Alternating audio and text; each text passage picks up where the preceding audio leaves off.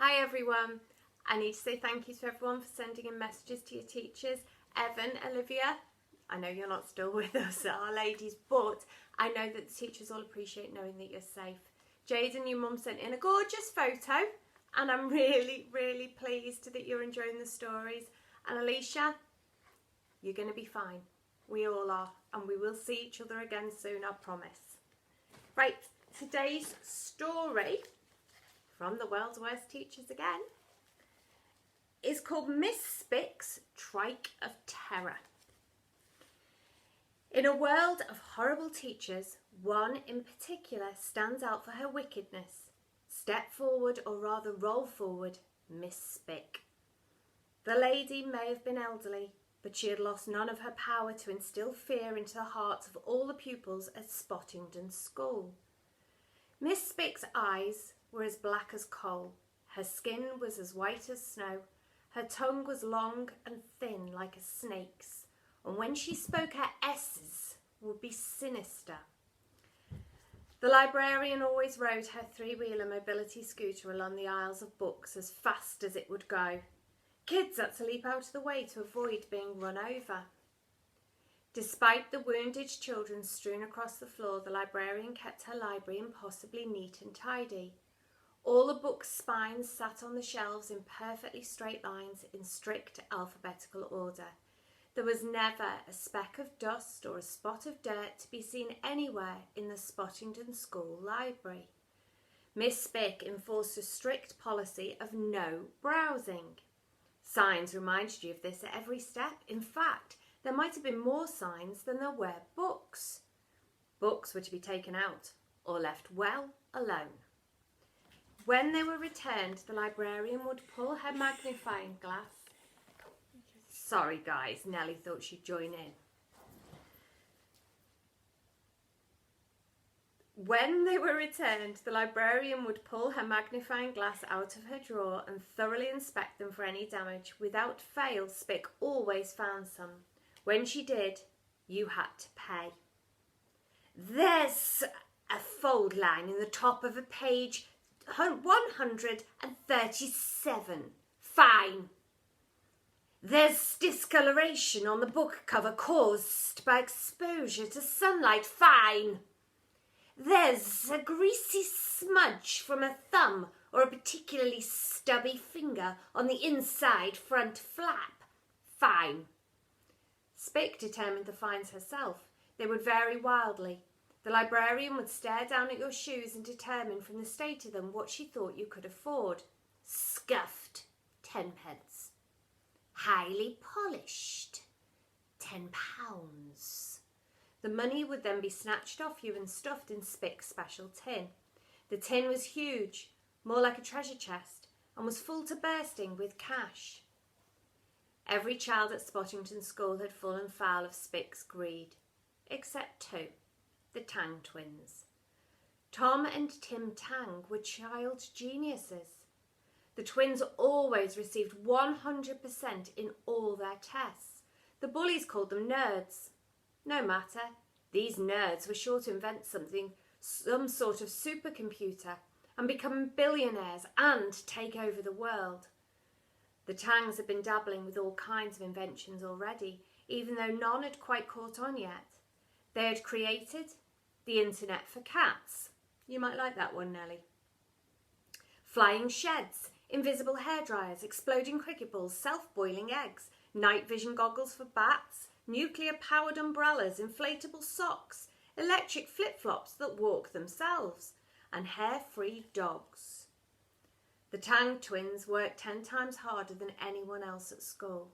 They were so studious that they had never been told off in all their lives.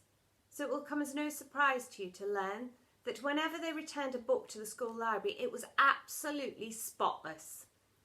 Needless to say, this turned Spick incandescent with rage, as it made it impossible for her to find them. Nevertheless, she had amassed a fortune from all the other kids. But what did an elderly school librarian need all this money for? To soup up her mobility scooter, of course. The kids gave the beast of a machine a nickname, the Trike of Terror. It was terrifying with all its modifications.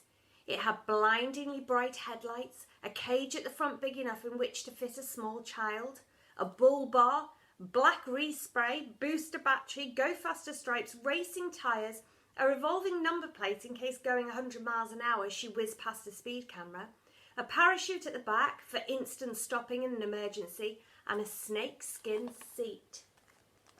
There you go. To pay for all these modifications, Miss Spick began imposing on-the-spot fines in the library for all kinds of reasons. Returning a book 1 second late, 10p. Whispering too loudly, 20p. Sneezing on a book, 75p. Looking as if you were about to sneeze on a book, 65p. Dropping a book, £20. Having an untucked shirt, 55p. Leaning on a bookcase, 25p. Yawning, 5p. Pulling a book off the top shelf by hooking your finger over the top rather than by pinching the spine with 2 fingers, £8.50. Sharpening your pencil and thereby disturbing the piece, 95p. Sucking on a mint, 35p. Bringing a can of fizzy drink into the library, which is strictly forbidden, £1.25. Having a head shaped like an egg, 15p. Using a too scratchy pen, 30p. Dropping a crumb on the carpet, 1p. Smiling without prior written consent, 40p. Smelling of cheese, 80p. Tapping the desk, 85p. Breathing more than your fair share of air, 90p. Picking your nose, 50p. Picking your nose and eating it, £1. Picking, licking, rolling and flicking, £2.50. And breaking wind, £100. Soon it was impossible to even set foot in the library without Spick extorting money from you. So the kids simply stopped going, which was a real shame as they loved reading books. After she'd sat alone in her big empty library for a whole term without one single visitor, Spick thumped her desk in frustration. Boom! Of course, she had to fine herself for doing that.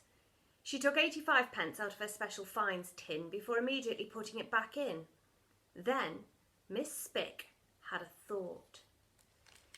If the children would not come to her, she would have to go to them. So she leaped astride her trike of terror and rode it through the double doors of the library and out into the school. As Miss Spick trundled into the playground, a gust of wind picked up a crisp packet and it flew in her face. "Wonderful!" she exclaimed. That was because it had given Miss Spick an idea. On-the-spot fines for littering. "You, child, that chocolate bar wrapper you so carelessly tossed over your shoulder will cost you dearly," she hissed moments later. "But Miss Spick, that isn't my chocolate wrapper," the girl protested. "Oh, yes it is." "No, it isn't. I promise. I'm allergic to chocolate and I've never, ever eaten it." "In the time you have been talking, the fine has gone up from 60p to 70p. The kids had no choice but to cough up the cash. If they didn't, Spick would pursue them around the playground, sitting astride the trike of terror. "Help!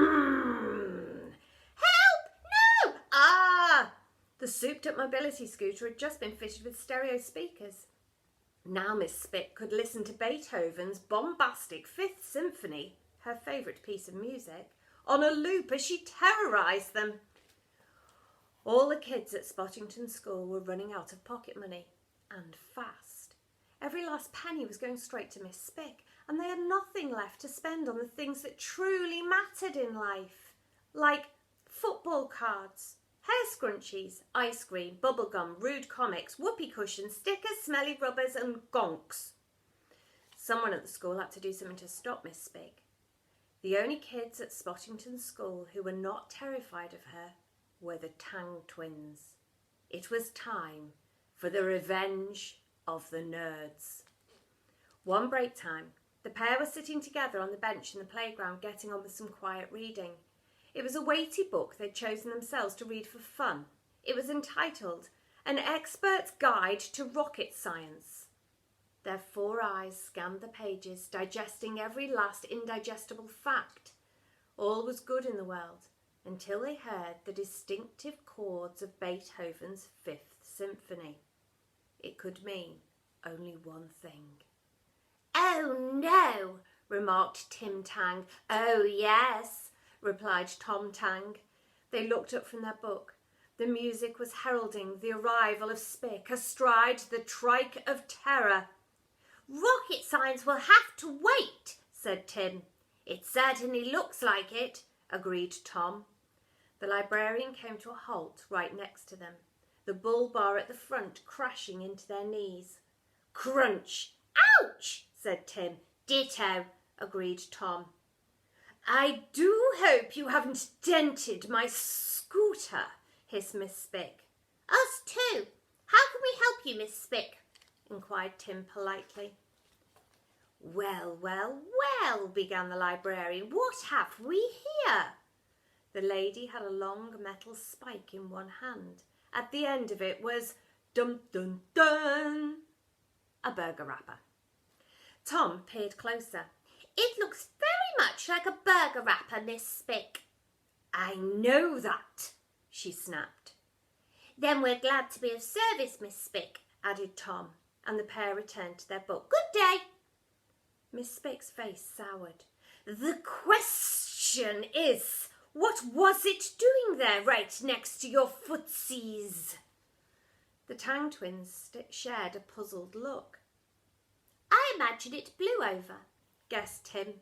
Tom nodded. "The wind, which is coming from a northwesterly direction, is unusually strong today, miss."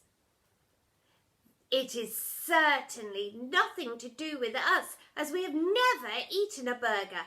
We only eat food that is good for our brains. Would you care for a blueberry, miss?" asked Tim, offering her one from a clearly labelled Tupperware container. "Or a pumpkin seed?" asked Tom, reaching in his briefcase for his Tupperware container. "No!" thundered Spick. For once, things weren't going to plan. "This burger wrapper was sitting right next to you. There is a fine to pay. £5. The twins looked at each other and gulped. £5? They asked in unison. "Each." £10? Hark the geniuses, she scoffed. "Now pay up, or else." "But Miss Spick," protested Tom, "we have been saving up all our pocket money since Christmas." "For a book that looks really fun called Advanced Quantum Mechanics," added Tim. "Hand the money over now," snarled Spick. The twins looked close to tears as they pulled their matching wallets out of their smart black briefcases and began counting all the coins they'd saved up. Spick snatched the wallets out of their hands. "I shall take those." Then the librarian sped off on her mobility scooter, cackling to herself and waving her spike in the air in triumph. Success! Poor Tim's eyes glowed with tears. Without a word, Tom offered his brother his handkerchief. When he had dabbed his face dry, Tim studied the back of Miss Spick's scooter as it trundled off across the playground. "What's that?" he asked. "What's what?" replied his twin. "That black box she has fitted on the back." Tom's eyes homed in on the box. There was an opening at the base of it, like a little cat flap. Every few metres or so it flipped open, dropping a piece of litter as it went. Rustle, a sweet wrapper. Thunk, a fizzy drink can. Plonk, a lollipop stick. Clunt, a plastic bottle. Thud, a crisps tube. It was a litter flap. "I don't believe my eyes, Tom." "You should believe them, Tim, because my eyes are seeing it too." "Spick is spreading the rubbish herself. What a rotten rotter!" "We must inform the authorities." "Spick is the authorities." "Oh yes, we can't inform the authorities about the authorities."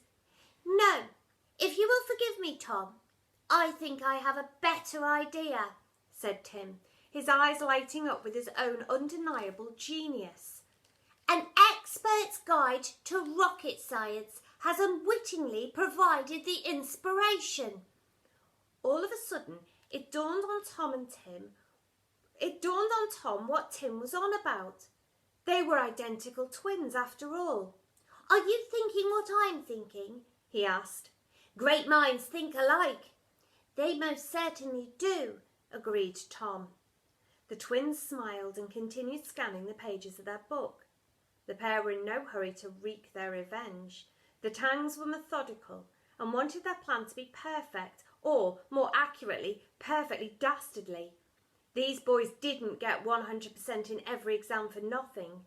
They read every book they could about rocket science, watched every documentary about space travel, and even visited space museums at weekends until the day they were finally ready.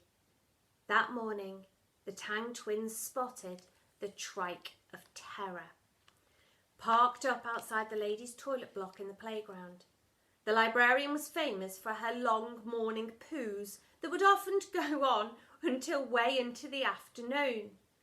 They knew they would have time to add this latest modification to her mobility scooter. The Tangs had meticulously constructed 2 booster rockets. These they smuggled into school in their cello cases. Speedily, they attached the rockets to Miss Spick's mobility scooter. Clink, clank, clunk. The twins had just finished tightening the last bolt when Spick staggered out of the toilet. They hid behind the bicycle shed. Not being in lessons was sure to arouse Miss Spick's suspicions. The scooter had had so many bizarre modifications over the years that the librarian didn't notice the new cylinder on each side. She swung her leg over the scooter and sat at the controls. Just then, the bell rang for the beginning of break time. In anticipation, she spun the speed dial on the Trike of Terror before resting her hand on the brake. Meanwhile, the Tang twins stepped out of their hiding place and tried to act naturally. "Good morning, Miss Spick," they said in unison. "Oh, it's you 2 idiots," scoffed Spick. "You owe me money." "We gave you everything we had," replied Tom. "Actually, she snatched it off us," said Tim. "I stand corrected." Miss Spick's black eyes narrowed. "The fine for littering was £10, and in your wallets you only had £9.99. "As soon as we receive our pocket money, we will be sure to give you that penny," reasoned Tom.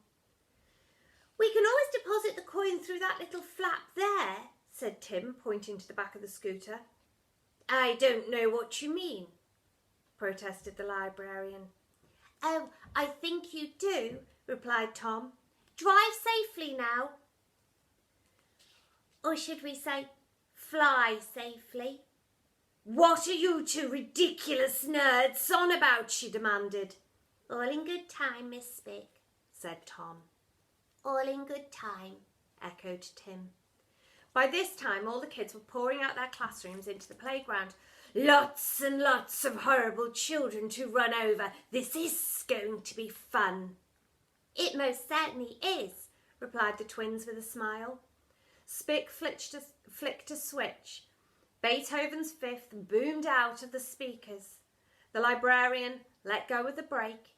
To her surprise, the 2 booster rockets fired up. "What the—" But before she could say whatever rude word she was going to say next, fire and smoke shot out of the rockets. The Trike of Terror was blasted into the sky. "No!" she cried. "Yes!" cheered the entire school as their dreaded librarian zoomed over their heads. Spick rocketed up, up, up through the clouds, lighting the sky with red and gold. In seconds, she was passing through the Earth's atmosphere. Kaboom! The rockets detached and parachuted back to the playground. Thunk, thunk. This left Miss Spick holding on to a mobility scooter for dear life, floating through space. "Help!" she screamed, though she was so far away nobody could hear her. Now you'll be pleased to learn that space is absolutely full of debris. Not just meteors, but scraps from old spacecraft, satellites and space stations circle the Earth. "Ow! Ouch! Ah!" cried Spick as all these bits and bobs bashed into her. And as for our heroes, the Tang twins, they were still safely on Earth, staring up at the sky. Excellent work, Tim Tang. I was about to say the same thing, Tom Tang. I do believe she called us nerds. There is no higher compliment. They shook hands at a job well done. Pumpkin seed, offered Tom. I don't mind if I do, replied Tim. They walked off together, munching on their brain food for chess club. There you go. Hope you enjoyed it. And you're staying safe, you're washing your hands. And please keep sending your messages to your teachers because they absolutely love to hear that you are safe and well. We do all miss you. See you tomorrow.